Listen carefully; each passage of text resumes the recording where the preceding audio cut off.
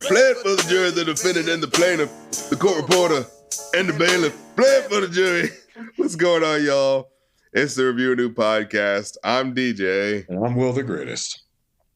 And this is the podcast where we typically take a second look at our or your favorite pieces of media, be they movies, music, and now TV shows with the infamous Boondocks podcast. We are covering season 1 right now. On to the episode, the fucking Gangstalicious, the story of Gangstalicious episode, the infamous Mos Def episode. Good Lord. If this wasn't the thing that like got me into the show, because, you know, like I want to see the hip hop thing. I want to see, you know, a show that's talking about hip hop. That's right. Yeah. I want to watch the episode now. You know what I mean? Like, yeah, I especially remember like, oh my God, they got Mos Def. I definitely got to watch this show now. It is, you know? Like I said, when we first started the series, like the fact that the show had as good of a run as it did, writing wise, like pretty much straight bangers the whole season, aside from like a couple small ones. Like the Gangstalicious episode is so fucking funny. It was one of those moments I was like, oh shit, right, they're covering the topic of like, you know, homosexuality in hip hop. It's like, fuck, god damn it, all right, we're gonna get this next time. The next time they cover Gangstalicious covering up his homosexuality, we gotta have a gay commentator on. Because I was like, damn it, I feel like there's gonna be something missing in terms of, you know, specific nuance of commentary. But you know, we'll do our best. Yeah, do the best that we can. It's just, well, I mean, right on time. Pride just started. I was just about to say, I was like, wow. Like, literally, I always do this. It's always like 2 days before. I'm like, oh, what episode is it again? And I'm like, oh, yeah. like, man, I really set myself up for this one. Wow. Well, the good news is this probably won't be released publicly yet. So, you know, I mean, usually it takes a little while before I upload it. If only we had publicly. A gay rapper we could call in a time like this. That's not an allusion to anything. There aren't a lot of openly male gay rappers. There's plenty of bisexual, you know, women rappers. Well, but I mean, I do think it is interesting that, like, we are in a post-Lil Nas X world, like, literally speaking. Yeah, it's just him and Saucy Santana. Yeah, oh, right. And it's so fascinating how this episode is like I remember the time where, like, yeah, a gay dude admitting that they're gay in hip hop, that's just not gonna happen. They just don't, like, nobody's gonna do that. You know what I mean? Like, I remember when it was the myth of the gay rapper. Who is the gay rapper? You know, because there can only be one gay rapper. Yeah, it's like the Highlander. There can be only one gay rapper every 5 years. It was Saucy Santana for a couple years, and it's Lil Nas X. I don't know. But see, you're talking about in terms of like who they let into the game. I'm talking about like in 2005, like. Oh yeah, no, in 2005, like nah. Yeah, like the idea that you could be a gay rapper unless the point was that you were, you know, because there was house, like, you know, as much as we, you know, like to get twisted, most stuff when it's underground, like, yeah, most people are just doing it anyway at house parties and whatever, kind of leads this way and that. But you know how shit happens when there's the chilling effect of, oh, nah, you can't, you know, do all the gay shit and we're going to have gay jokes and this, that, and the third, Which, you know, yeah. The no homo and all that shit. Yeah, like when no homo started, what was it? Where the Hood at? DMX Where the Hood at? Because I remember after he passed. Yeah, maybe like 2001. Yeah, so it would have been a couple years, but around like generationally around that same time. But yeah, you're right. It was way earlier. But that was the mindset. And I remember after he passed, like, and I think I texted you about it, where I'm just like, yeah, let me roll back some old DMX classics. And it was like, yeah, they all know who they gonna be, fucking with a nigga like me. D to the M to the X. I'm like, yeah, last I heard you niggas were having sex with the same sex. With the same sex. It's like, okay. I thought, whoa, just got light speeded into homophobia. Well, and then the weird thing about it is that it'll be like, oh, you know, homophobic, and then randomly homoerotic at certain points where it'll be like, oh yeah, since you're holding my dick, then he can hold my dick while he's sucking it or something like that. And it's like, what? Like, why is that even on your mind as a thing to say? You know? It's like, There's nothing wrong with that. Well, here, you hold my dick while he's sucking it. For us to know, bro. This is a. But see, it's not gay if I'm dominating a man. It's like, it ain't. When I was at DreamCon, somebody said something on the panel and they said pause. I'm like, nah, man, it's not gay. He got his socks on. Yeah. Shut up, it is totally different. Yeah, it's like, hey, look, man, it's all right. Sure, you might fuck 4 dudes in one night, and that's fine. It's 2025. But if you got your socks on, that gayness gets deleted, apparently. What the fuck? There's some in that the cotton wool hybrid fibers.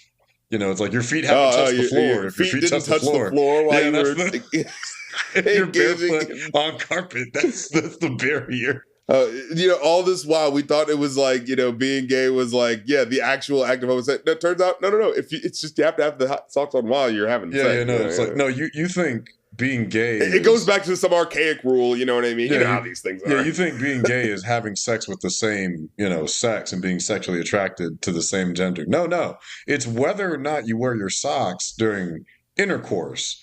That's the real determinant. So there's a lot of guys out there during Pride. I'm sorry, you're still straight. Because you kept them socks on. Wow. You're really doing it right now. My friend. I'm sorry. Take those socks off before you fuck. Matter of fact, you're a virgin now. All those no. To all those gay listeners out there that were wearing their socks, your body count just went down, buddy. Sorry, dog. Sorry to all the Gangstalicious out there. Gangstalicious. But Gangstalicious. Yeah, it's like I mean, I don't know if there's if I have that much to say, but I just remember in that era, like, as someone who's like, I'm a straight kid and I don't like have any problems with, like, I'll say this as someone who listened to Eminem, right? Like, infamously, right. I'm someone who listened to Eminem all day, and I was like, oh man, I love it when he's flipping these lyrical acrobats and getting all incendiary, saying all this like whacked out shit, and then it's like, why is he talking about gay people? What does that have to do with anything? Well, why does he care about gay people? Like, and it's kind of funny. I think about it as a kid because it's like, in the Catholic church that I grew up in or whatever, what was considered the norm, right? Like, being gay is like, oh, discouraged, don't do that, because if you want to be a good person, you don't be gay, right? Like, that's kind of hinted at there, right? And then in the hip hop world, which is like, I would not say is necessarily on the same side as the Catholic, what I'm saying, the Christian good, and yet it's still they've both agreed that being gay is weird. You know what I mean? It's like the rap game, Catholicism, and it's the handshake. It's like being homophobic for no reason, right? Meeting in the middle. It's like, look, man.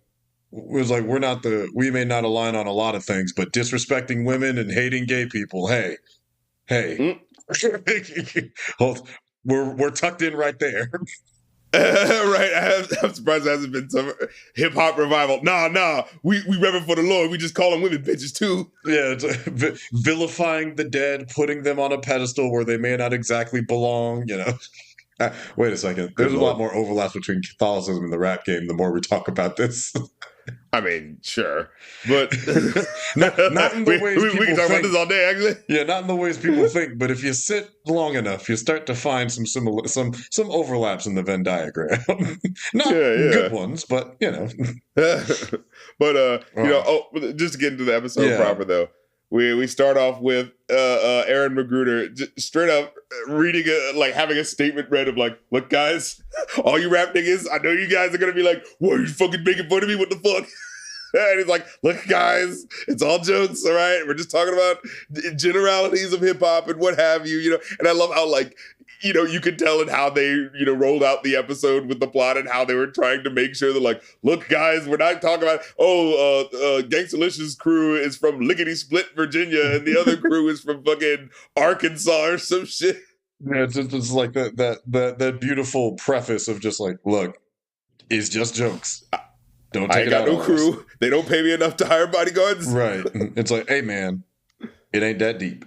And the way it starts is, it's the I guess you could say the Tupac allegory, because Thugnificent Resurrection, like the Tupac movies had kind of come out around that time, wasn't that? Of the was that the time where why am I trying to live and I'm just living to die? Remember that? Not off the top of my head, I wouldn't put it past it, but. Yeah, it was 2003. Yeah, the Tupac Resurrection movie had come out in 2003. So this was like, second. Why do I not remember that? What? Because this was like the apex. Oh my god, that's why. Okay, because I've seen this picture every the fuck where.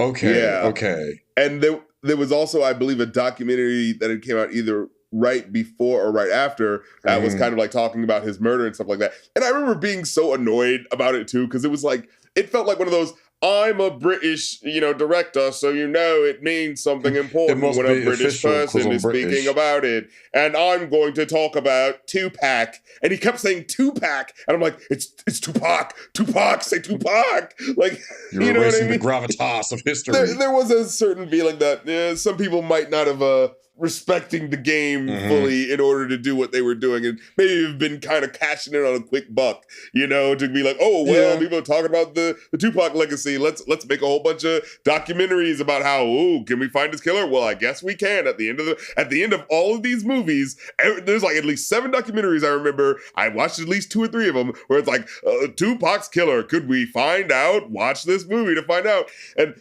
it really was my early.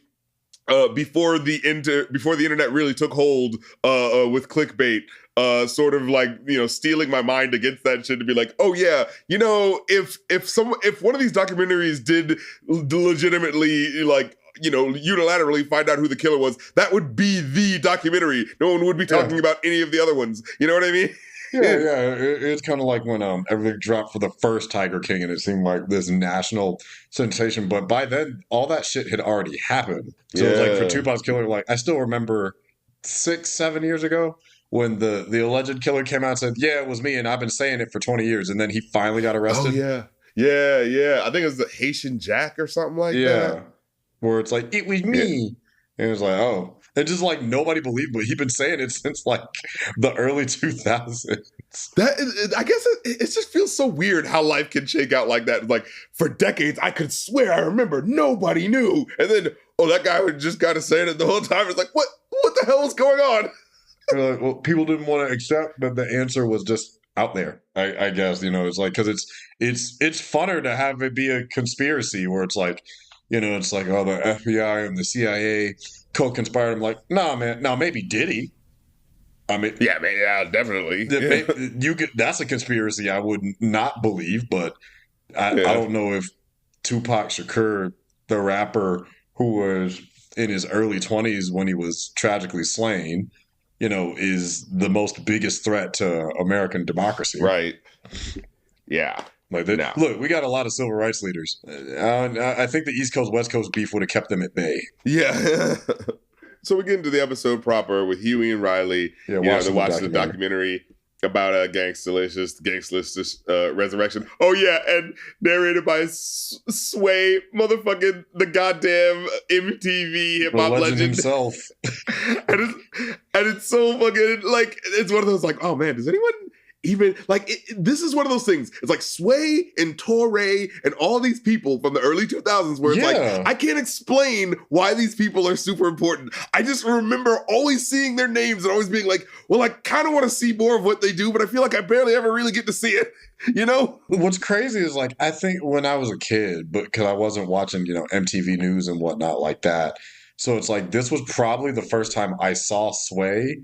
So when I saw him with that big ass head wrap, I'm like, my inexplicable head wrap. Yeah, I'm like, the fuck is underneath his head? And then I saw like actual videos of him. I'm like, oh no, he really does pretty much just look like that at the time. Like he's like, don't get me wrong, like it's interesting that Sway has stuck around too for the better part of like 25 years and the cultural relevancy, because like people still go on Sway in the morning. Like I've probably heard his voice at some point in the past month. Dude, I remember when he was I really do think the most modern version of how people perceive Sway, the interview he did with Kanye West, where it was like, you ain't got all the answers, Sway. You ain't got all the answers. And I remember watching that clip and being like, damn, Sway's not even coming at him that harsh. Like, Sway is usually a pretty chill dude. Why is Kanye so angry at him? Something about black journalists just brings the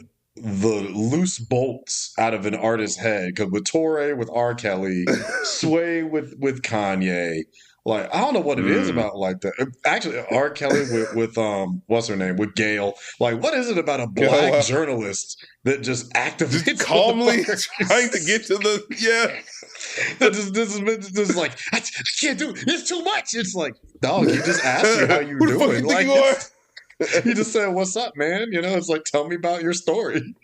In Yeah. fact, doesn't that low key happen in the episode too? Yeah. It was like not fully off the rails, but just a little bit. Yeah. So essentially, yeah, what happens next is, okay, so there's a beef going on between Gangstalicious and Eat Dirt, which I'm pretty sure is supposed to be the old dirty bastard allegory in some way. And this is what I love. Okay, so it's like, oh yeah, somebody threw a chair at what was it, the Source Awards? The Source Awards or something like that. Remember the Source Awards? And remember Source magazine? Again, yeah. This because this is what I noticed too. Did you notice that like the guy who like bumps heads with that guy is Eat Dirt's friend? Like, because it's that dude with the hat and the white do-rag. He bumps heads with the Eat Dirt guy when you see him, and he pauses and he says, "Do you remember that point, right?" Because I think they show this twice. Remember? Because this is from the episode. Yeah, this is from the episode also when Granddad's fight. Yeah, so like I had two times. It is. Yeah, and like the guy who bumps heads with Eat Dirt is like the guy who later on is the dude going like, man, we done had the what the hell does he say? We done a lot of things, but they ain't had what we done had to do. Whatever the fuck it was. Eat Dirt gets stomped out by one of his own posse. It was the motherfucker with the towel under his hat. Yeah, that's what happens. He runs up and starts stomping on him. Yeah. Like, wait a minute, yo. Hey, it be your own people. What the hell is this? It's like, oh man, I was caught up in the moment, man. I didn't even know that was my friend, man. I didn't even know. It's like I ain't never been so caught up in the moment that I beat my own friend's ass. It's like everybody can get it. Like that's truly a nigga moment at work, but.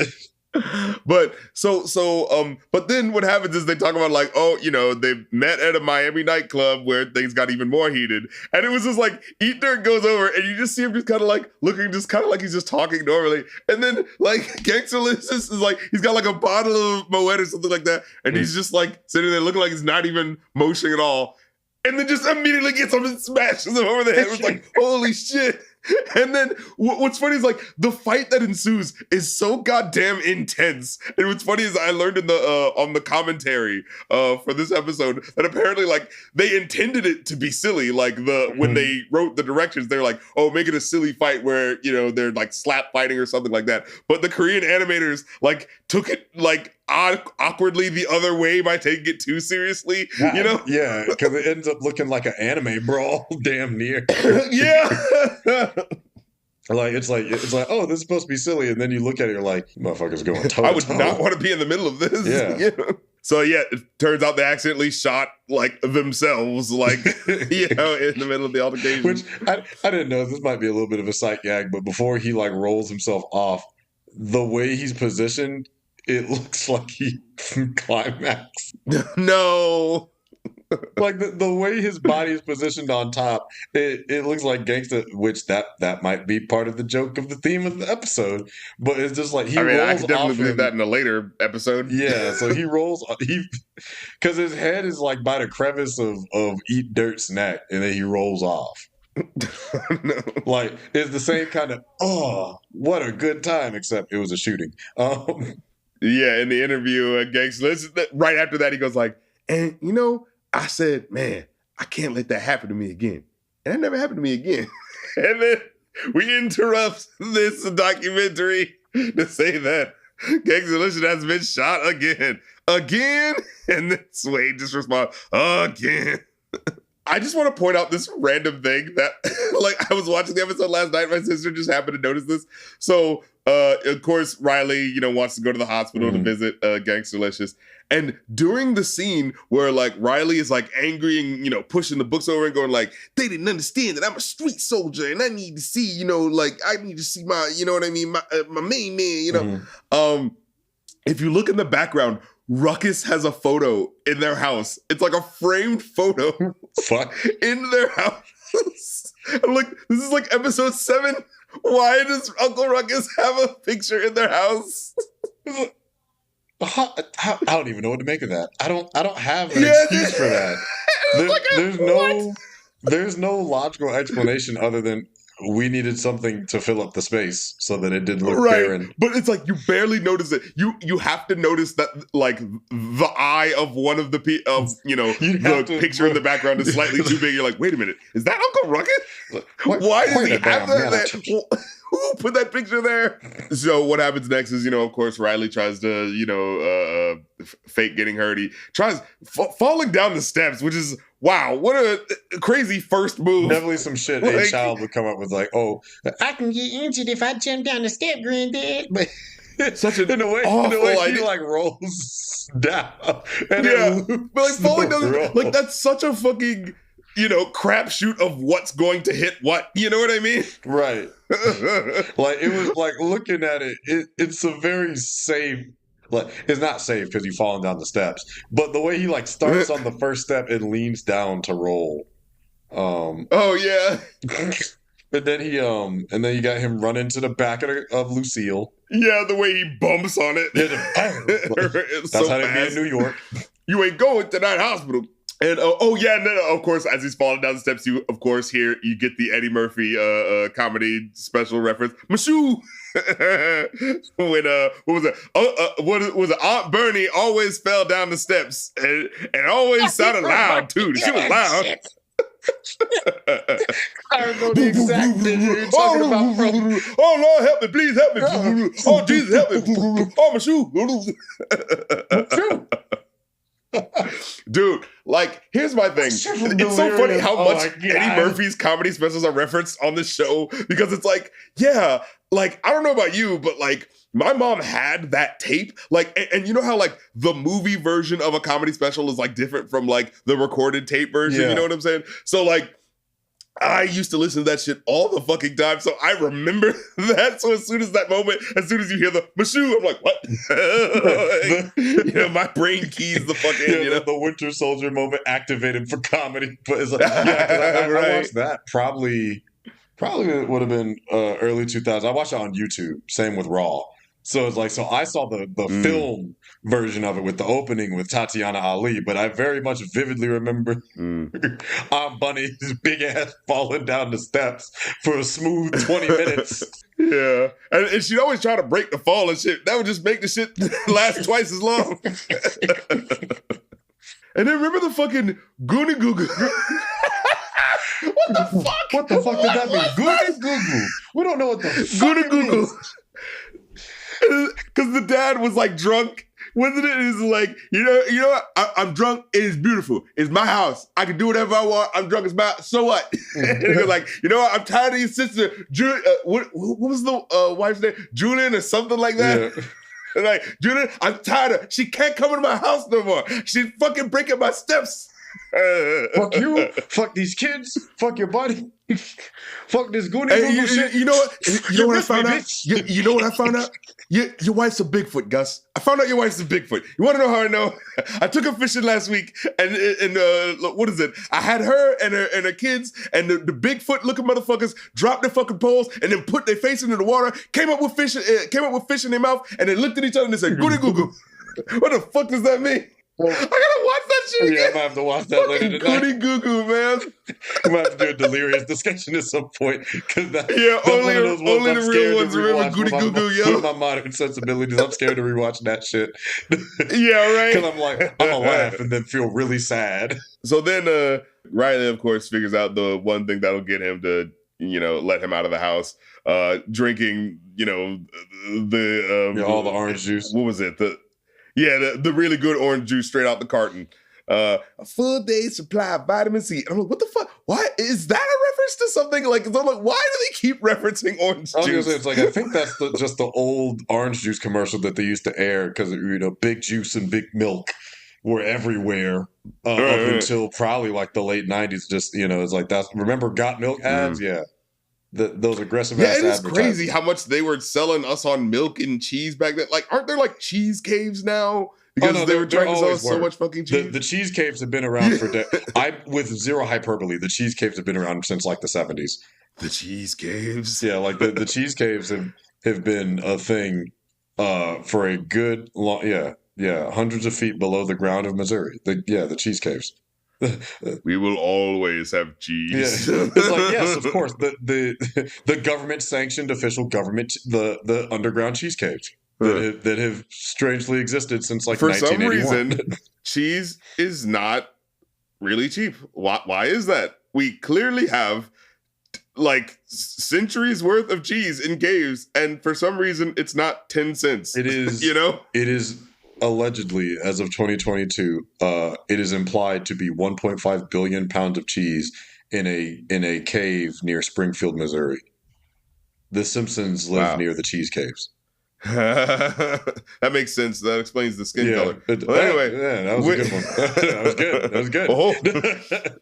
Riley, of course, he gets that big ass phone from Granddad to stay in contact with him. Says, but don't call anyone. And he says, and don't go to the hospital. I headed straight to the hospital. Of course, immediately. Of course. And he goes in, and of course, like I love the thing he says is like, I'm here to see Gangstalicious. It's like, and who are you? I'm one of his many illegitimate children.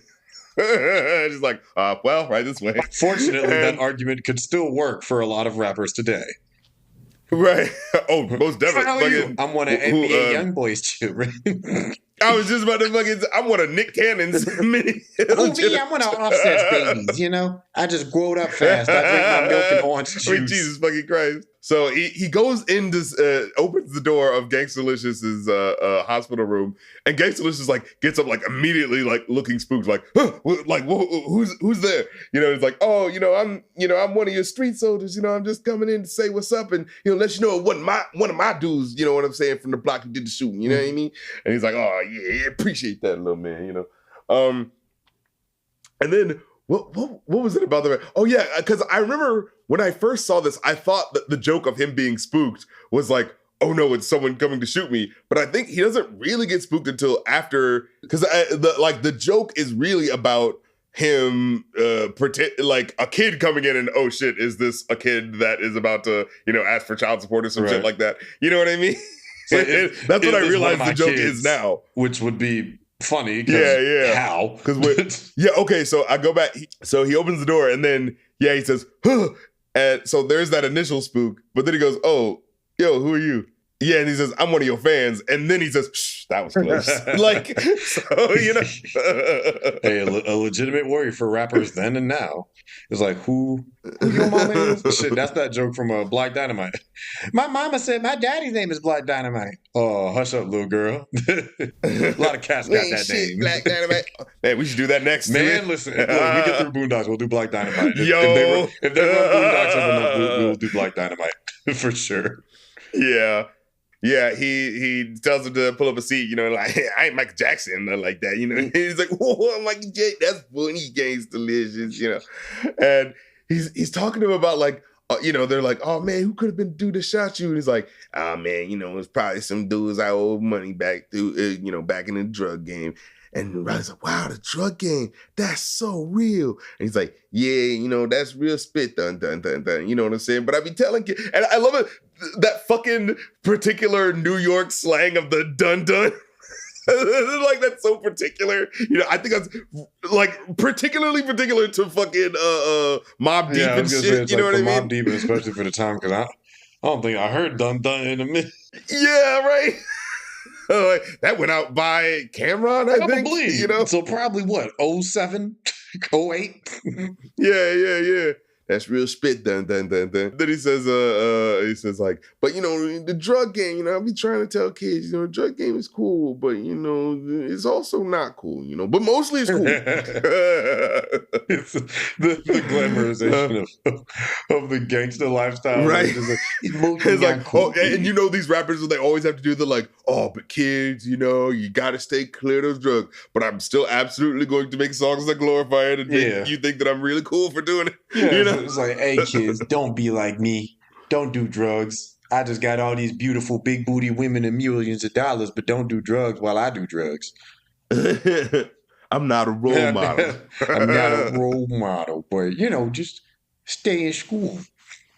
That's all. And then, oh yeah, as like Gangstalicious is like talking all this shit, he's like, it's like, yeah, but I'm moving forward now, man. I understand when I survived that, man. I was feeling like that nigga from Pulp Fiction, man. God got involved. You know what I'm saying? Like, you know, no man can touch me, man. I'm all through God. You know, you got to go through God to get me. You know, and as he's saying that, you see outside of the hospital, like the black car rolling up with the dudes getting out. And he goes, I was like, God, coming for that ass, huh? And he says, an angel of death. Yeah. And he says, besides, man, you know, security guards everywhere. So, you know, it's not even a problem. And he was like, I ain't see any guards. He's like, ain't no cops out there. Well, I just thought they said they was going to be out there. So, you know, I mean, I don't want them out there because I'll probably shoot them if they was out there. But, you know, they just supposed to be out there. Are you sure? Uh-oh. That delivery is so incredible. Like Mos Def is like the fucking star player in this fucking episode. Oh man. And what he says, you know, he tells him like, all right, yeah, go check and, you know, make sure. He's like, yeah, all right, I'll check. And you hear like the intimidating that you know, daunting string music. And he's calling what I assume is his PR guy or something like that, Bernie. But doesn't in a later on episode he like ends up just hooking up with Bernie?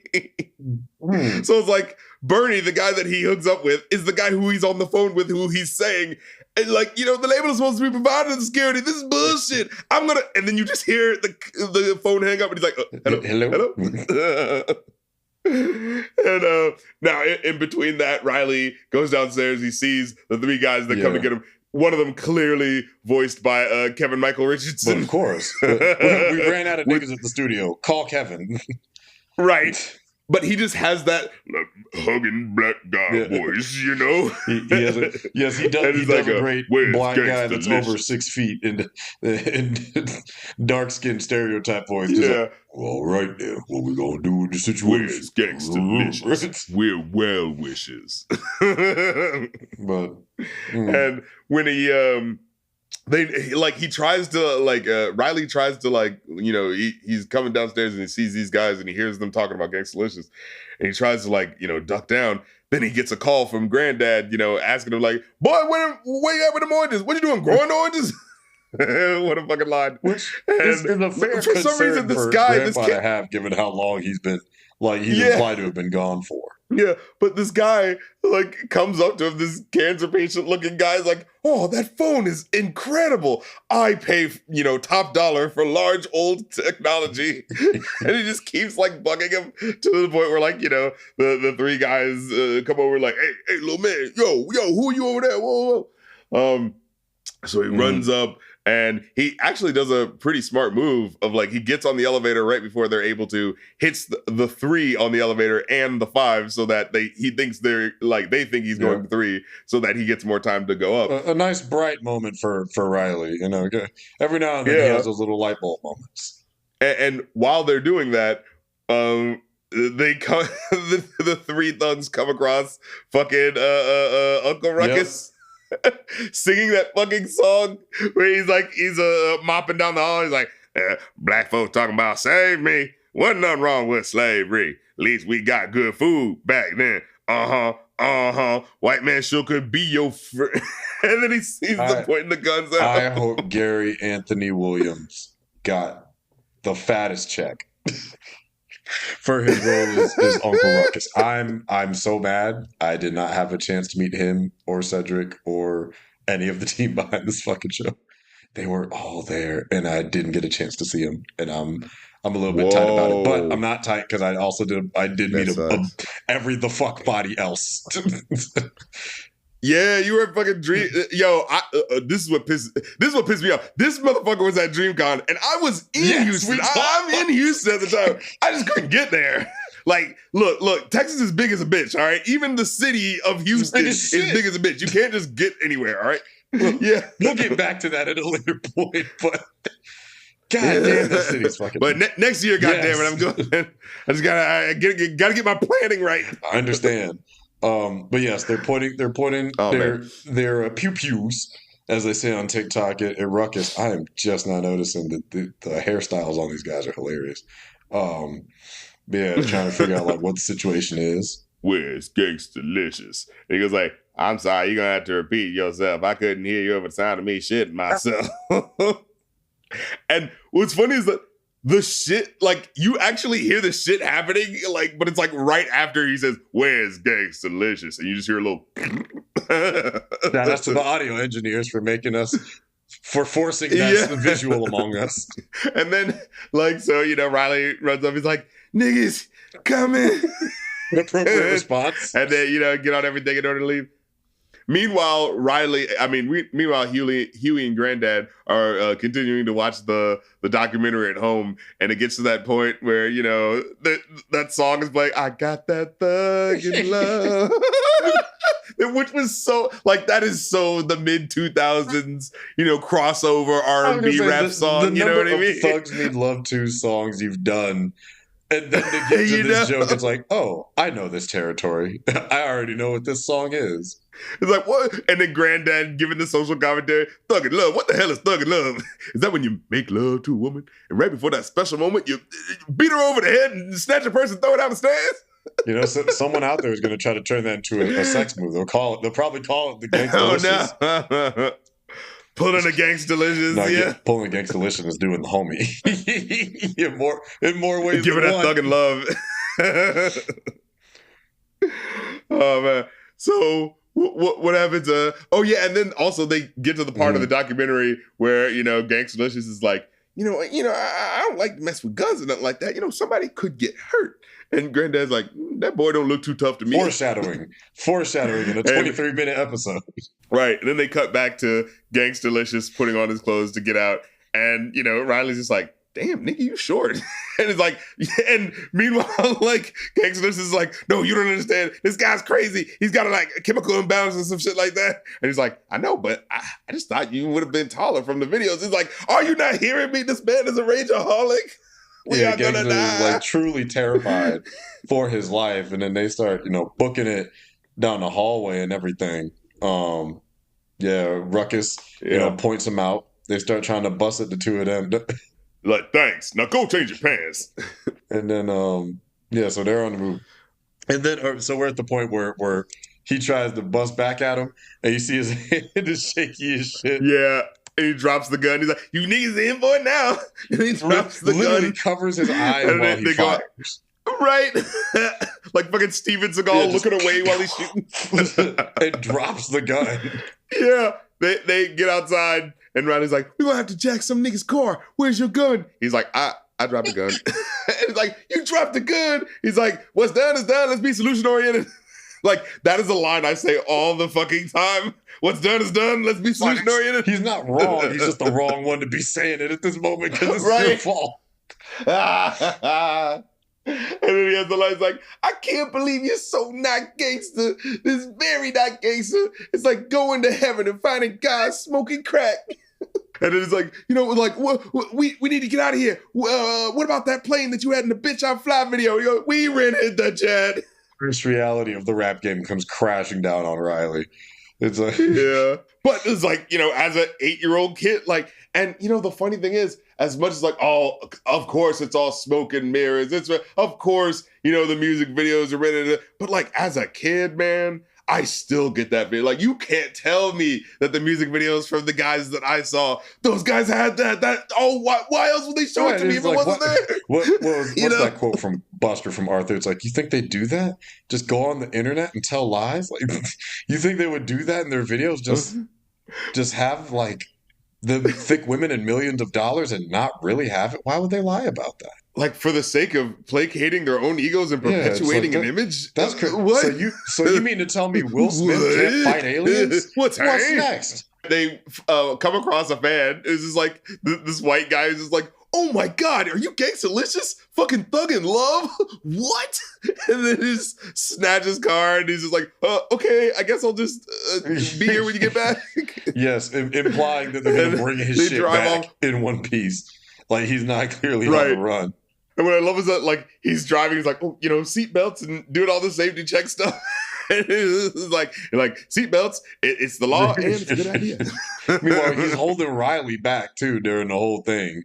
they reach a point where like there's a bunch of traffic. There was a bunch of cars in the way, so they couldn't get around it. And he goes like, traffic, and he like turns and cuts real quick. And like, you know, Huey like hits his face up against something, and he he's smacks like, his face right against the dashboard. Yeah. And what I love is I think maybe my favorite part of the episode, just the windows roll down and the gangsters come up and he just fucking he uses the shooter. He has his foot over to roll up the window. It's like, yeah. And he's just like, open his door. And he's just, It's like, that'll do it. So they kidnap the two of them. Right. Then it smash cuts to them, you know, being tied up. I think Gangstalicious naked. Oh no, he still has his clothes on. And he goes, I told you this nigga was crazy. Yeah. Okay, he still has his clothes on at that point. Okay. Oh, it's later on, yeah, where he goes, you are taking this shit too far. Yeah. No, but before that, he goes, they have them in the trunk. And, you know, Gangstalicious is kind of having the, like, oh, you know, I got to drop the veil and tell the truth. And it's so interesting because this moment right here of, like, when generations, like, change over, right? And, like, what you consider the norm is no longer the norm. When Gangstalicious is like, man, you know, I was like, I'm sorry that I got you caught up in this little kid. You know, it's like, when I was a kid, you know, I wanted to be like Ice Cube, man. He was so damn cool. He was like the coolest guy ever. I used to have dreams that he came in my house and murdered my whole family. I'm like, all right, maybe that wouldn't be the dream. But it was like, maybe not the most ideal dream. Although I could very much see that being a dream that someone would have about Ice Cube in the 90s. Oh, yeah, he definitely was America's Nightmare. You know, like No Vaseline, NWA. You know, it's like he had a run for a bit where it's like, yeah, man was scary as hell. But he was, you know, who else was scary at one point? Ice-T. Now look at him fighting criminals. Yeah. And so he gets him to he's talking to him. And I love this little part where he says, like, you know, it's like, my friends like me, girls, you know, whatever. But I wasn't really that person. The way he just says it so quick like that. Well, oh yeah, that's what he says. He's like, so he mentions Ice Cube. He goes like, yeah, you know, like my favorite role model growing up was Ice Cube. And Riley goes like, the dude that makes family movies? And it was like, that's so insane for me to think of, for my brain to really process. It's like, yeah, there's a generation of kids that just grew up with Ice Cube as the, you know, no different from what? I don't know. Who's a happy, a Tone Loc or Will Smith, you know, just like isn't that weird to think of? Like Will Smith, exact same level as Ice Cube to a certain generation of kids. You know? To your point, there's a generation that only knows 50 Cent from Power. Wow. Like they saw him at the Super Bowl a couple years back and said, hey, what's old boy from Power doing at the Super Bowl? Yeah. What's up with that? He can rap? I thought he was just somebody's uncle. Yeah. You know, it's like, because he hasn't had like a major chart hit. You know, it's like what was it? When LL Cool J popped up on that feature with Eminem. And I'm like, when was the last time your ass has been in the booth? Yeah. I mean, it's a very good, it's a great song. It's a great song, but I'm just like, you know, people look at LL, they're like, oh yeah, LL, the guy that's on like CSI Miami or whatever the hell he's on.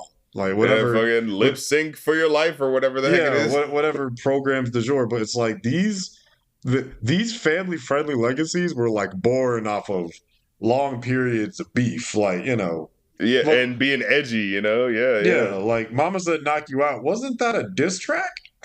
If memory serves? Yeah, I mean, you know, the Kool Mo D. The Kool Mo D, you know, yeah. There was a bunch of diss tracks they had going back and forth between each other. So it's like, I guess it's kind of interesting because I guess the early 2000s would have been the first point where you would have seen like rappers be alive long enough to like evolve their image. Yeah. I feel like that is true because think about like even if we're going to go to someone innocuous like a Common. Like Common in the mid 90s was like he was like that nice dude underground rapper who's probably never really gonna pop off. Era, you know, or going into it. You know, he's like the next generation of the of that Tribe Called Quest, De La Soul sort of feel. You know, the guys with the knit knit hat, the Jonathan Major hats, you know what I'm saying? Knitted hat that was made by some earthy black girl with braids. Like, they always smell like patchouli and lavender. Like the boho, yeah, boho rappers. And like, but he kind of like he evolved into being specifically the lover boy, the come close, you know what I'm saying? I'm doing songs with Erykah Badu, and there is the light that shine. He kind of evolved into that over time. You know what I mean? That's weird to think, because it's like that would have happened to Queen Latifah too, where it's like she was the queen of rap for a little bit. Like she was top boss dog. Ooh, ladies first, it was like ladies first, who you calling a bitch? UNITY? UNITY, And then she became an actress and started doing like Taxi and ironically a rom-com with Common. She was in Jungle Fever, I think. She had a cameo in there. She was one of the best girlfriends on Fresh Prince. I forgot about that. Jesus Christ, because she's also from Philly, that's right. Yeah, because like they had a really good, like, dope relationship dynamic, but it was the times, and you couldn't be more than a size 3. Otherwise, you're a big hefty fat bitch, and no one wants to be with you, and you should die alone. But they was rocking that because I remember Queen Latifah. What did they have that those Nefertiti hats? You know what I'm saying? The chicks was rocking that shit in the early 90s, especially Queen Latifah. Queen Latifah has always been fine, and still is fine. If Queen Latifah called me tomorrow, y'all just gonna have to understand. That's a legend. This is like turning down, this is like turning down Michelle Obama or Cher. Do you know who the fuck that is? That is a national treasure. And to have the queen of the hip hop game want me, brother. So they get to the point where they get him out of the car, and it says Franklin, what Lincoln? Yeah, the guy's name is Lincoln, and apparently what is it? Gangstalicious' real name is Frederick. Hey, look, I feel like that's a joke in and of itself. I was just talking to somebody about how like nobody. It was in the topic of like dead naming and stuff like that. But I'm just like, here's the thing that people forget: no one calls rappers by their government names, except for me. No, that's like, true. Like, people you're not gonna call. You don't call Snoop Dogg Calvin. Yeah, nobody calls him Calvin Broadus Jr. We don't call him Willard Christopher, Carroll Smith. You're not gonna call. You're not gonna call Ice Cube Carter. O'Shea.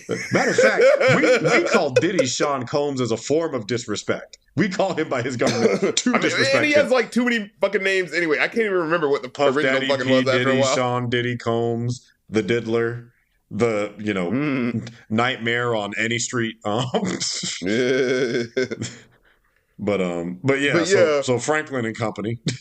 Yeah, he strips him naked. Is about to blindfold him, but he has his hand tied behind his back in front of a kid. It's like, why are you doing this in front of a kid? Yeah, like butterball naked, like very, very strange behavior. And he's, Riley's like, you ain't got to do this, no matter what he did, it ain't worth this, And then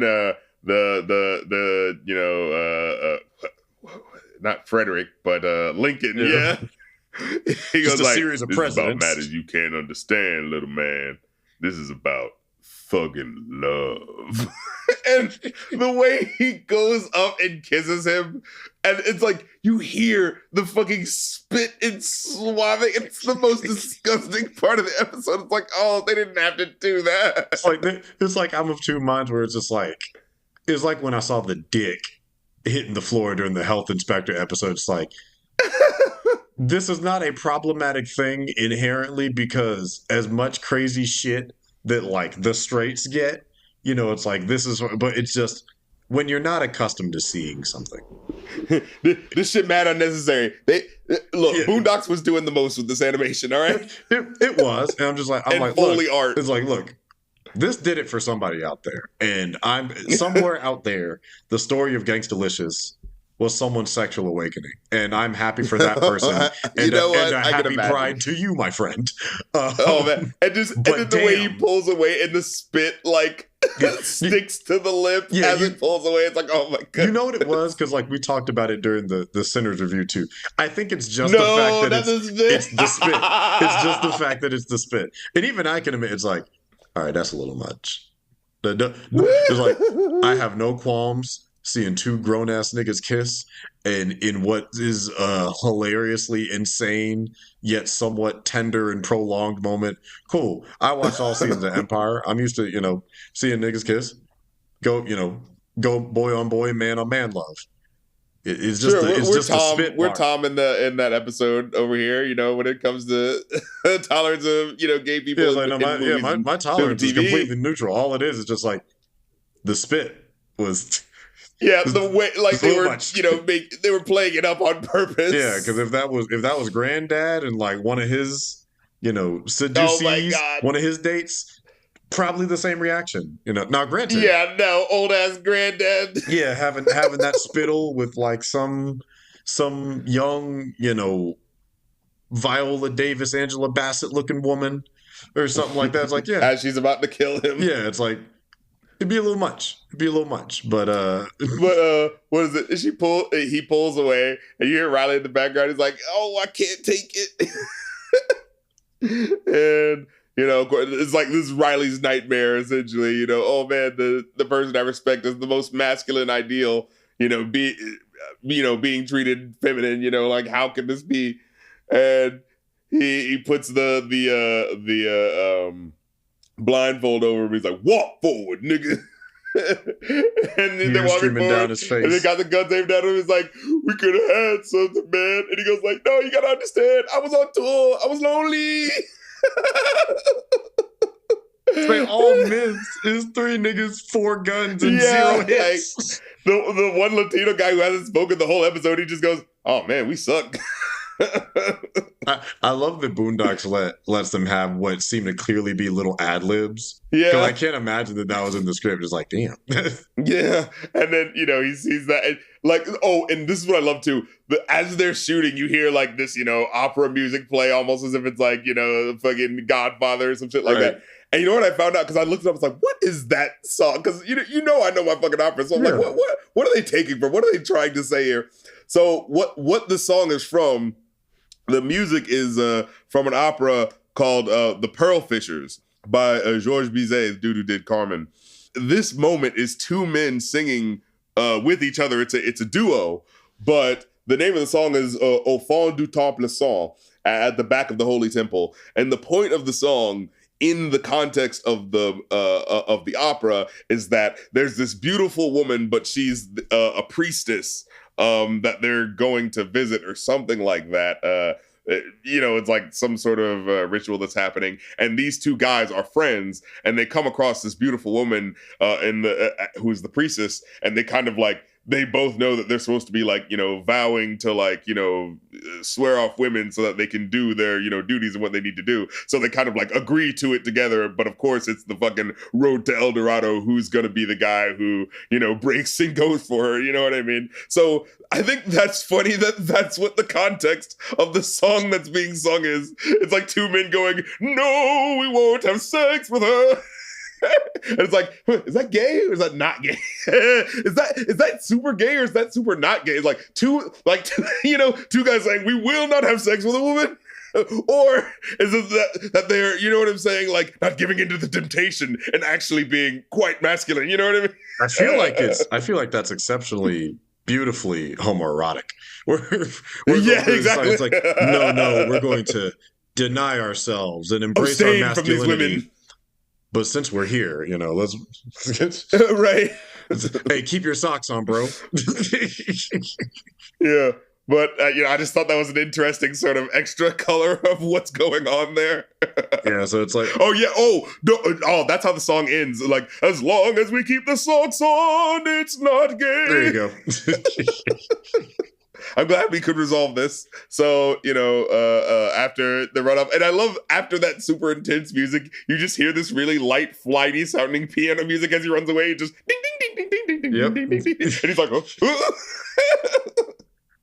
And just Riley just shout out to the audio engineers in this because this shit's still funny. Yeah, and then Riley just passes out from the insanity of what's happening. And then I guess he just woke up home later because they don't describe how he was able to get back or anything like that. They dropped him off after kidnapping him. It's like, well, we couldn't find Gangstalicious.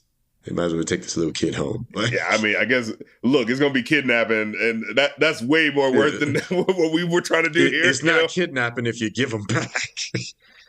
Yeah, exactly. They don't count all of a sudden. I think the way it ends is just like Riley kind of explaining to Huey what was going on. It's just like, oh man, it was so crazy. I saw this and I saw that. And I had like, it was so insane that when the dude hit me upside my head, I had dreams that like Huey, that Gangstalicious was kissing this other dude. That was crazy. But anyway, what happened was this. I was like, it's like, you just gotta passively bring that up. Like, yep, we just no big right deal. Past that. I just had a dream that my idol kissed some guy. It's like, you know what I mean?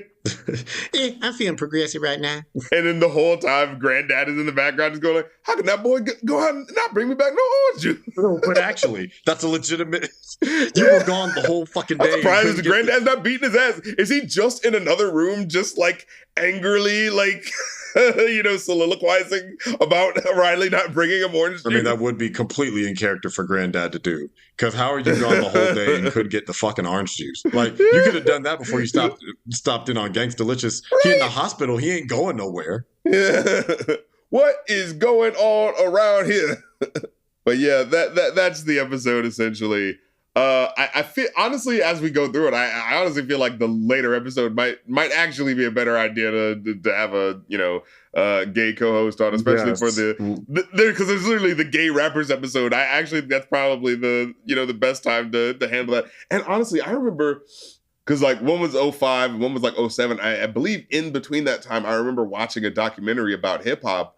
By this one dude, he was like, Q Dog, the most normal black guy hip hop dude you could be. It's like, I'm a Q Dog, I'm a football player, you know what I'm saying? Like, I'm the all American, whatever you'd expect as a black dude who listens to hip hop and whatever. But, I remember feeling like it was weird that the stuff was really homophobic. I'm like, where's all this coming from? Right. And so I kind of wanted to, look into it and talk about it and interview people. I can't remember what this documentary was called, but it was a really cool documentary I remember watching as like, a teen around that time and being like, yeah, like I love hip hop too. Why do we have to talk about gay people as if, it matters who they have sex with? You know what I mean? Like I remember that, right? We do all this shit to, it's like we talk slick about women all the time, but it's like he's not even rapping about being gay.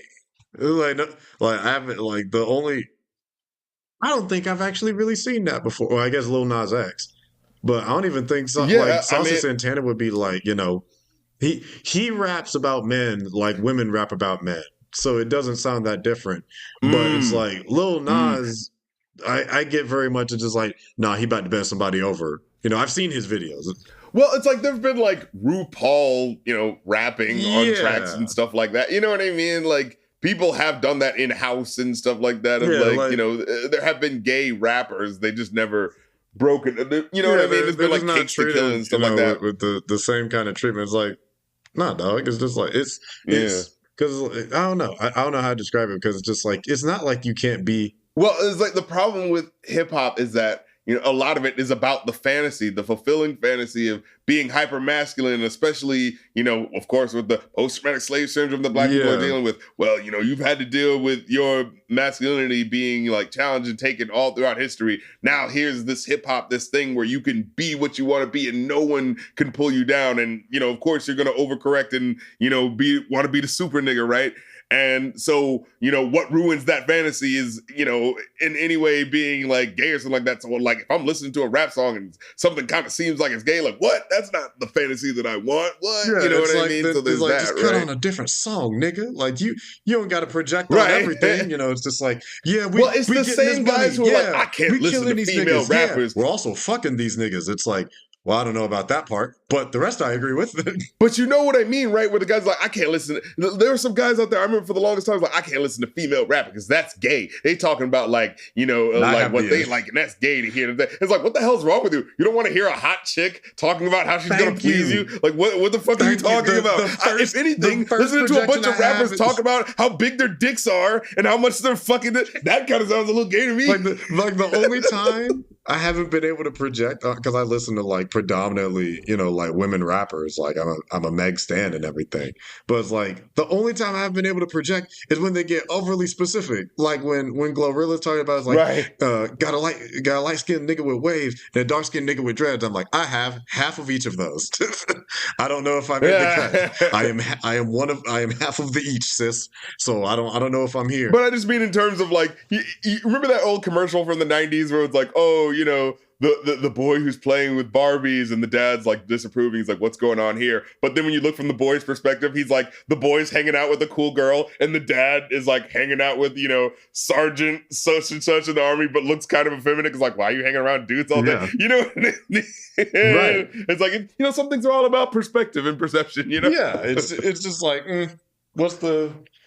Also, just let motherfuckers have fun. We ain't gotta be serious all the time. It's like your masculinity won't be challenged by having fun. Like that's why I get annoyed. See, that's my thing. Okay, so I'm an egalitarian when it comes to this hip hop shit, right? Like I like, sure, Eminem.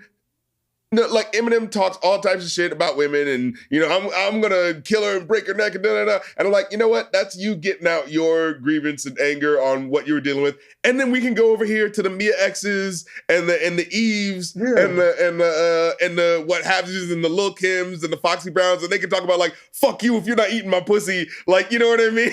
Like, there's something I wanted, but I was never pushy. That motherfucker never ate my pussy, like, or what the fuck was that one song? Oh, Eve's fucking Love Is Blind. I'm gonna kill your ass if you fuck with my friend. Like, you know what I mean? Like, we're all getting out our grievance through art. You know what I mean? And I just feel like, oh yeah, let the women talk their shit about the shit that they're pissed off about dudes, and let the guys talk their shit about what they're pissed off. You know what I'm saying? And let it come out in the wash on who's really right. Well, and I think the thing too is like when women talk about their dislike for men, it doesn't go as far.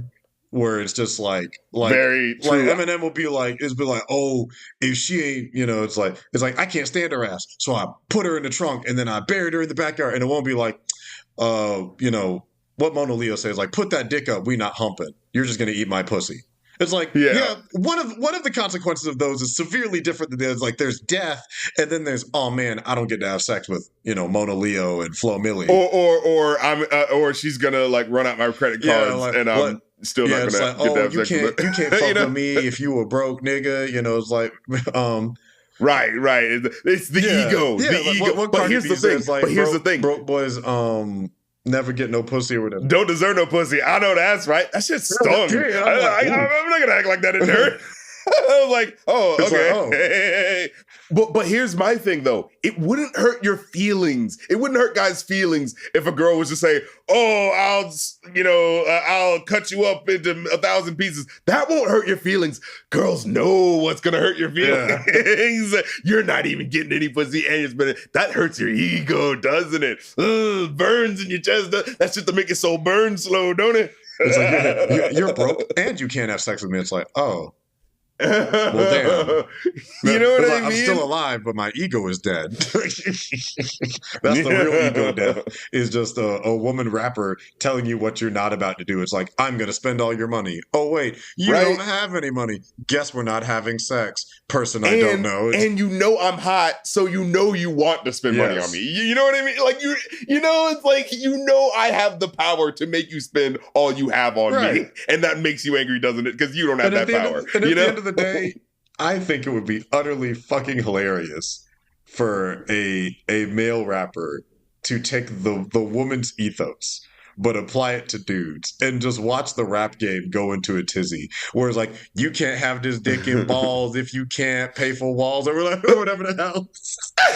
That would be the funniest shit, because it would be like, because there'd be nowhere for straight men to project. It's like, it'd be like, ooh, turn this off. It's like, why? It's okay. It's like, you don't want chicks paying for shit? What's wrong with like, actually, there's one queer rapper, and I'm forgetting their name, and I do like their music. Where I think they're pan. Where they rap about it's like, look, I'm real X-Man, and they have a song. That's his name? called Macho, where they're like, this is for the girls and the gays and the thems and all the days. I'm like, all right, now hold up, this is kind of a bop. It's like that's inclusive as hell. You said I'm pansexual, I'm ready to fuck anybody.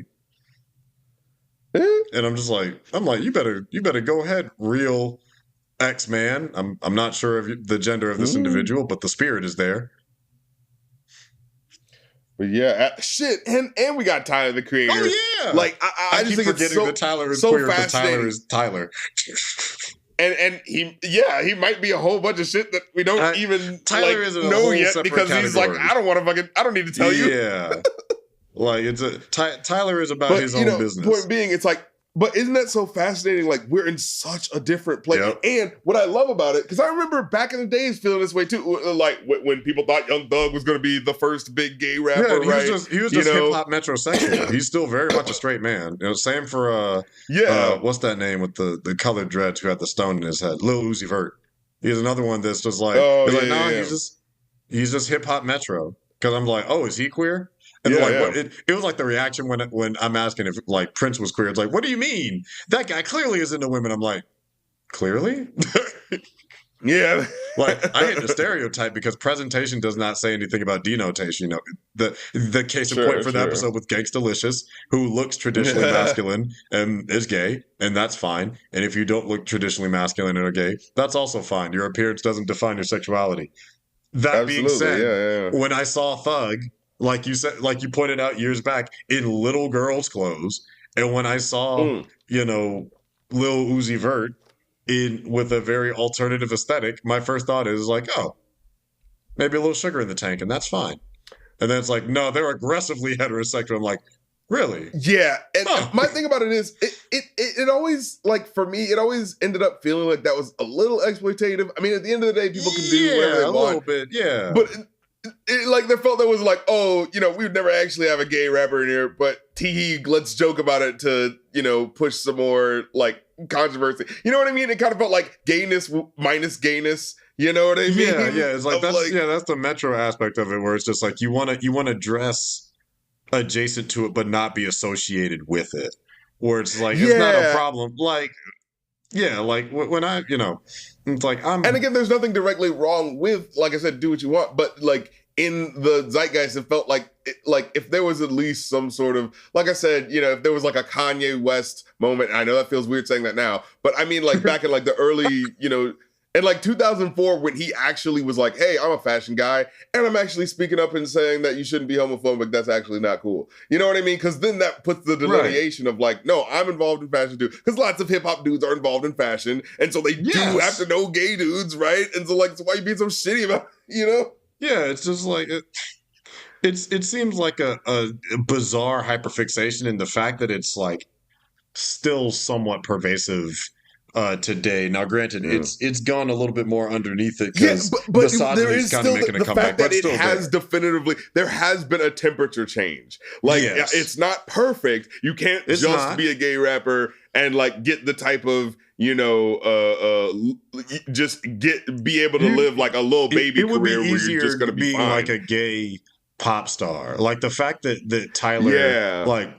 So I relate to Tyler in the fact that like my queerness isn't a big thing about my identity. So when people meet me, it's not like an aspect of my presentation. But for the people that it is, it shouldn't like derail the talent that you have by being hyperfixated on it.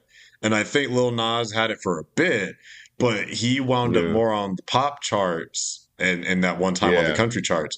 But I don't think he fully garnered like hip hop respect, which is why he wasn't invited to the BET Awards. Then he made that song "Fuck BET," which good on him.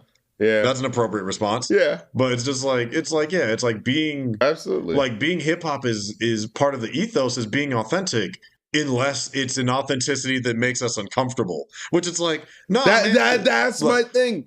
It's like, that's why I think hip hop, like, queerness is fucking hip hop, right? Because like hip hop is supposed to be about fuck what you thought we were supposed to do. Hip-hop. We're going to do what we want to do. And the fact that people are like, oh, but not gay shit though. It's like, what the fuck are you talking about? Yeah, dog. It's just like, yes, that too, you idiots. Yeah, it's like the only times, the couple of times I've seen the gayness be accepted as one from women, and two, when it's not quote unquote all in your face. Like everyone, when Debrat came out, Debrat didn't have to come out. When Queen Latifah came out, she didn't have to come out. Everyone just kind of knew and was like, oh, okay. But like no one pays attention. Like I'm over here listening to Kalani's music. Kalani, an R&B singer, talking about seducing women, tying them up, eating their boxes from the back and everything. I'm like, this wouldn't make it on the rap charts. But because it's R&B, y'all don't give a fuck. But hey, we could say in 2005, you know what I'm saying, just as well, you would not have had a queer love song on R&B radio. You're right. You know what I'm saying? Like that's not even a question. Like, dude, you know. That would not have been on the radio. You know what I'm trying to say? It would have been like a, you can kind of tell maybe if you're paying attention. Like, yeah, that's the most you could maybe do is if you're kind of paying attention, maybe you're gonna know. But anything that was like overtly gay is like Melissa Etheridge or something like that. Yep. You know what I mean? Like, you would use placeholder, nouns instead of direct pronouns to describe. It'd be like, oh, my baby, my honey, my sweetie of indeterminate gender that I haven't disclosed fully. But it's like, oh yeah, it's like, you're so sexy and beautiful, baby. Oh, what gender is baby? Oh, just baby. Don't worry about the gender of baby. Baby is sexy and beautiful. This is my honey. Like this is my this is my dance partner. It's like, what gender are they? My dance partner. And you know what? That's how it should be. We got to make it. Because like it is no one's concern but the people who it's between. You know what I mean? At the same time, like I said, I still think it's kind of interesting to be like, yeah, there has definitively been a mood change between 2005 where it's like, oh yeah, it's been 20 years, no like gayness at all, and if there is, we're looking for it. We're actively looking for the gay rapper, and now there's been a couple of gay rappers, and if you are the type of person who like goes like, I don't like that gay shit, like a what's his name, not Webby, but yeah, Lil Boosie. You're now kind of like, that's not just normal. It's not just accepted. Because I remember one of the most like 15 or so years ago I've seen in a while. I'm like, music's not that I good. remember in that documentary that I was telling you about, right? I remember seeing Busta Rhymes like being like flagrantly, not like homophobic, but homophobic in that way of like, he legitimately just goes like, nah, like I don't hate him, but I don't condone it. You know what I mean? And just him just being able to just say that, like, not like hateful or anything, just like, no, it's just something I don't condone it. Like, you know what I mean? And he's saying that in the studio, hanging out with that passive homophobia where it's like, it's like, I'm not going to engage with you. But it's like, so that's where my respect starts and stops. Like, I will speak to you as much as I have to, but nothing more than that. It's like, dog, what it really is not that it's deep. Like, he's not going to make you gay by talking to it's like, you shake your hand, you're not going to like catch it. It's like, oh no, now I want to suck dick. Don't eat the pizza. Like Donald Glover said, don't eat the pizza. It's that simple. Yeah, but the documentary that I had seen, like the guys that they had interviewed, and I remember this moment, it wasn't like, 50 Cent, Jadakiss, hardcore dudes. Of course, they're going to be homophobic. It was Busta Rhymes, Q-Tip. Of course they're going to be homophobic. Well, no, because it's like, all right, hardcore gangster dudes. Of course, it's just funny. They say the F word, whatever. It's like, the harder rappers, they're going to be homophobic. But I mean, it would be funny if the hardcore rappers were. It would be actually incredible if DMX was like, hey, don't be homophobic, though. I mean, come on. We all dealing with hardships, my guy.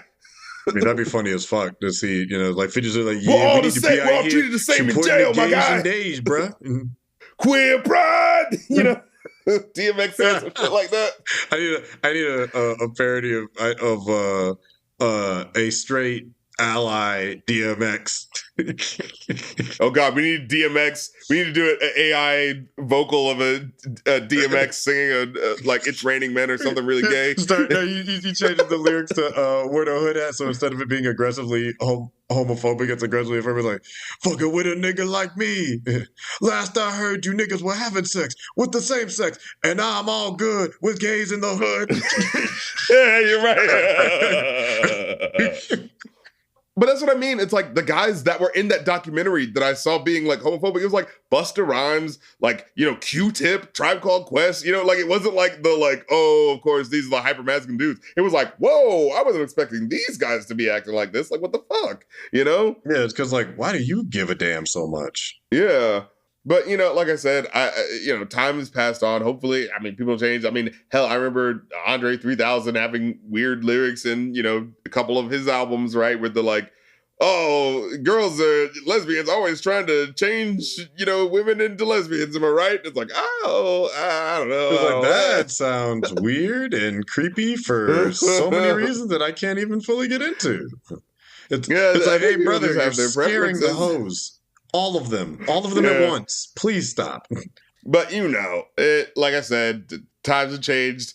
Not so much that things are like perfect, but they have changed. They're better. I think that's interesting. Just coming from 2005 to 2025, I mean, 20 years. You know what I mean? I'd say they've improved. It's not a hugely radical. It's a lot of improvement. Is it the improvement that I would prefer? Not exactly, but it's improving. Like it's you know, but I'm just saying, like I would have never imagined, you know, a song called "Same Love" being a goddamn, you know, huge hip hop crossover hit, right? Like, you know, what that was in 2012 and 2013, and that was like 6-7 years after that episode had aired. Yeah. It's like the fact that I can see multiple gay rappers with like a Tyler and a Saucy and a Lil Nas X, you know, and they come out and they have a place. You know, it's like, is it as normalized as I wish? Not exactly, but they have a place and they have careers that are sustainable. And I like that. As a matter of fact, Tyler's one of our great rap artists of this era. So, you know, and I feel like a new generation of people that have actively had to respond. So that's the thing with a lot of the young rappers that will be queer. Like, who did that one? I don't know if any of these guys are actively queer, but like just the type of energy that I'm talking about. I was still a child or something like that. What's the name of that album? I was mature, but I was still a child or something like that. I don't think I heard of that one. I was mature for my age, but I was still a child by Party of Two. Yeah. Oh, Party of Two is so fucking dope. Yeah, and like that group, like, you know, young MCs like this. Yes. Like this feels like, you know, this new generation, like inevitably is, you know, queer like adjacent. The fucking Brockhampton, like all this type of shit that's like exploded from the last decade of internet rap, allowing queer people in hip hop to have their spaces. If it's like, yeah, someone can be gay and like hip hop too, who said, like, who, you know what I'm saying? Who said that they wouldn't, like, you know? And like I said, I feel like as time goes on, we're gonna reach this point of people being like, "What? Hip hop was homophobic?" Like, I'd love to, you know, reach that day, right? Of being like, love for that to happen in our lifetime, where it's just like, what do you mean they used to be, you know, mean? It's same way that the evolution happened from being able to see, you know, gangster rappers turn into household family names in like TV shows and rom-coms. It's like hip hop is having its own. It's like hip hop doesn't have to in rap. They don't have to soften the edge. They just have to open up who has that edge. Because I can only imagine. Because I do think, hey, there's hard edge to being like a queer MC who's had to deal with all this bullshit. You know, I want to hear that story. You know, that sounds fucking hardcore. You know what I'm saying? And so it's like, yeah. But I'm just saying, it's like, you know, when people treat queer folks like it's sweet, you know what I'm saying? But they really gone through some shit. It's like, no. It's like what fucking homeboy from Ghetto Boys said. You know, people were talking about like, oh yeah, you know, East Coast rappers. Like we always was hearing about what was going on the East Coast. We're from the South. We wanted to tell you what was going on in the South Coast. You know what I'm saying? California artists, they're telling you what's going on in California. I want to hear what it's like on your coast. I want to, if you ain't got no coast, what it's like on no coast. It's like, if you're from the gay coast, what's it like on the gay coast? You know what I'm saying? Like, what is your, hip hop is about being real. What is real to your experience? And in fact, I say, you know, to these motherfuckers covering up and not being who they are and all that shit, you motherfuckers ain't hip hop. I'm calling it out right now. You know what I mean? All you motherfuckers making the fuck. You know what I'm saying? Hip hop is about being fucking real. You know? Exactly. Yeah. So what the fuck is that? Transness is hip hop. God damn it, that's real to them. Amen to that. That's something we can both agree on. It is real hip hop is trans, real hip hop is gay, real hip hop is straight, but real hip hop is just real. Yeah. It's just like be and the yourself, motherfucker who tried to tell you different was trying to sell you something. Most likely some bullshit. Yeah, the most Gangstalicious thing you can be is be yourself. Exactly. And I'm glad we came together for this ending on this what seems like a Saturday morning special, but honestly when you think about it, it really does mean something. You know what I mean? Yeah, I feel like that's good when you can get something that can hit you on a light level as well as a deeper level. You know what I mean? Exactly. You can take home some. This podcast is for the kids, like Wu-Tang. Yeah. But appreciate y'all coming through for this episode. If you enjoyed it, well, if you did, you're probably on Patreon right now. But if you hear it when it goes live, just know that whatever next episodes we've already started reviewing on the Boondocks, you can go check them out right now at patreon.com/rapcritic. So get with it, act like you want it. Patreon if you want to reviews early, as well as my song reviews and music I'm working on, and get to join the Discord chat with me and fellow fans, as well as Ko-fi.com/rapcritic if you want to make requests for movies or songs, or get priority requests and shit. You know what I'm saying? A couple of months ago, people requested us to randomly listen to a couple of albums from some guys. You know what I'm saying? I'm down for whatever. Honestly, I just like talking about art and entertainment and all that fun, sexy stuff. But before we get on up out of here, Will, tell the lovely people where they can find your stuff at. You know what I'm saying? If they enjoyed your commentary. Yeah. They can find me on Instagram and Threads at Will the Greatest, all one word. You can find me on my YouTube also at Will the Greatest, where I post my podcast, The Ace Podcast, where we talk all things art, culture, and entertainment. And I also drop clips there and on TikTok at Will.the Greatest. Probably gonna change that soon, but I'm starting to try to get better at that myself. Of like, oh right, people don't read. Yeah, I'm sorry. Let's just deal with the real, right? People don't read. Yeah, but with how people engage with the internet, you're not going to click on something if it's just a picture of a link. No, if it's a video where someone's already like, all right, yeah, get this video running. I'm like taking a shit or doing whatever. And then if I like it, then I'll go check out the rest. Exactly. This is how the modern internet audience works, folks. Adapt or die. And I'm trying to do more of it, because episode is about 2.5 hours. We talk about a Superman trailer. And Thunderbolts, and now Aaron has seen Sinners, so him and I can talk about that. Ooh. And I can also and maybe we'll do some when Ironheart drops, because that got a trailer. Dominique Thorne is so beautiful in person. Oh, you see her at DreamCon? Yeah, I got a picture with her. She's very tiny, nice, but she's very pretty. Well, yeah, that's about the long and short of it. Thank you so much for listening. And until next time, I'm DJ. And I'm Will the Greatest. And I got that thuggin' love. I got that thuggin' love. I got that thuggin' love. Mm-hmm.